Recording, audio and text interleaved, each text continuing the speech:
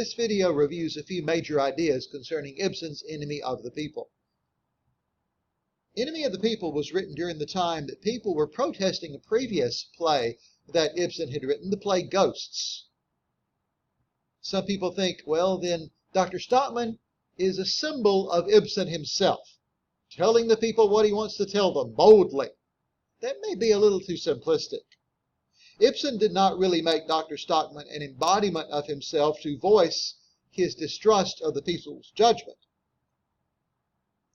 Many critics believe it's not really a self-portrait. Ibsen did say, though, that he and the doctor agreed on many things, but that the doctor was more muddle-headed than he was. So Ibsen believed of himself that he was more of a planner than Dr. Stockmann is, because Dr. Stockmann seems to go at everything full force, without really planning things out and how they will affect people. This assessment of the doctor by Ibsen himself leads the reader to look beyond his first emotional involvement with Dr. Stockmann to detect what Ibsen has actually created. The first thing one notices is that Ibsen has lavishly used irony in many different forms. Irony of statement and irony of situation lead to the greatest irony of all. The audience is taken in by the doctor, who is ironically so muddle-headed that in the name of science he has launched a crusade without recognizing his own conflicting motivations. Furthermore, unlike a carefully methodical scientist, Dr. Stockmann goes at everything pell-mell. Only when we see that the doctor is not all correct and that the mayor and people are not all wrong can we really appreciate what Ibsen is saying about the moderation of social responsibility. He lets us choose sides only to realize on closer examination that we tend to choose emotionally in favor of Dr. Stockmann, rather than logically in favor of no one. When we examine the play more closely, we see that moderation, now not the kind advocated by Aslaksen, that's something totally different, but true moderation could have prevented this impasse. But then, of course, we wouldn't have had this thoroughly delightful play. Is Ibsen using derisive humor to show us flaws in both the Crusader and his society, all the while leading us to see that we tend to choose sides emotionally, just like the people in the village, but fail to ask for the true issues? If so, then we have to laugh at ourselves for being taken in so. We who pride ourselves in cool-headed deliberation and intelligent decision. One critic, Bradbook, said that Ibsen enjoyed the storm that he raised by his previous play Ghosts and actually celebrated with a party for his friends. So whatever his motivation might have been in writing what almost is a sequel, Enemy of the People, the reader must be careful not to give this play merely a first response. The characters in this story are very, very interesting. Remember, Ibsen said that realism was that which denied absolute heroes and villains. And so Dr. Stockmann is not truly to be seen by the audience as a hero. Neither are the people and Dr. Stockmann's brother Peter to be seen as absolute villains. Take a look at Dr. Stockmann. He is impetuous. He managed to get the spa built, it seems, without even testing the water in the first place. He writes articles constantly, mostly to complain, and brags that he can't wait to see it in print. He does not look for alternative solutions to the problem, like care with the tannery wastes or introducing disinfectants into the water to help out, and just insists automatically that the whole water system has to be changed. He seems a little jealous of his brother's position, although at first glance, Peter is the one who seems jealous of Thomas. But Thomas may have some jealousy there too. He keeps this pollution a secret for a while, as if in revenge. They won't listen. I told them so, he says. But finally, he's proud of earning their respect at last. But we have to remember that Peter the mayor has had the people's respect all along. Also, Dr. Stockmann is impractical. He's a poor judge of people. He thinks that people will celebrate him when they find out the truth. And his big worry is that his brother Peter will take credit for the discovery. Dr. Stockmann is a poor planner. He's a scientist. He, of course, should have had the water tested before the spa was built. He is very persuasive.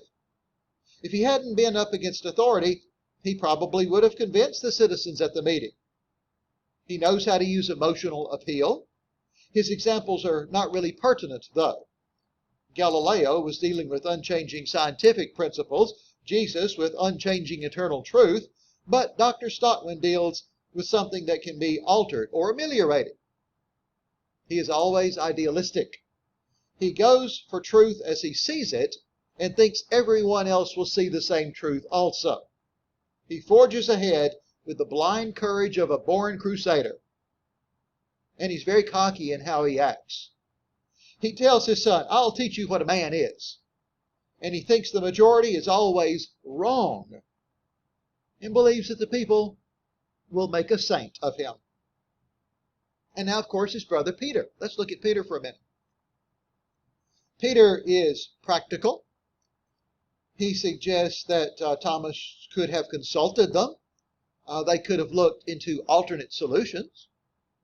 He is miserly. He saves money, and that seems to be all he sees. He thinks Tom is too extravagant with food and with the household expenses.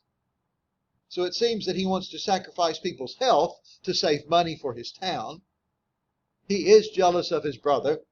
He says Thomas is too easygoing, and he wants some of the credit Tom is getting for the spa idea. He is conceited. He wants all to submit to his authority as mayor, and turns the meeting to his advantage by an unfair wielding of power. He's very testy. He didn't like Thomas's saying that the two of them were old idiots. In contrast to Peter is his namesake, Thomas's daughter Petra, who is her daddy's girl. She is direct and she is honest. She admits, yes, I was eavesdropping. She stands for what is right and confronting the newspaper with the kind of novel they were publishing. She keeps a cool head in the meeting and advises her father to call for a point of order. She sees Mrs. Busk needs to fire her because eventually the school will be harmed if she were to stay there. And then, of course, we also need to look at Aslaxon and his so-called moderation. He suggests a demonstration. He suggests a demonstration in Dr. Stockman's behalf. Then he offers a bribe to Dr. Stockman. The newspaper will clear his name if he and the father-in-law will finance the paper during the slump period that will occur because of their association with him. Aslaxon's only concern really is selling subscriptions to finance his newspaper. And of course the mob is fickle and will follow whomever seems to have the authority. They don't even go into the meeting until the mayor arrives, though they have been invited by Dr. Stockman. So their only real concern certainly is their pocketbook.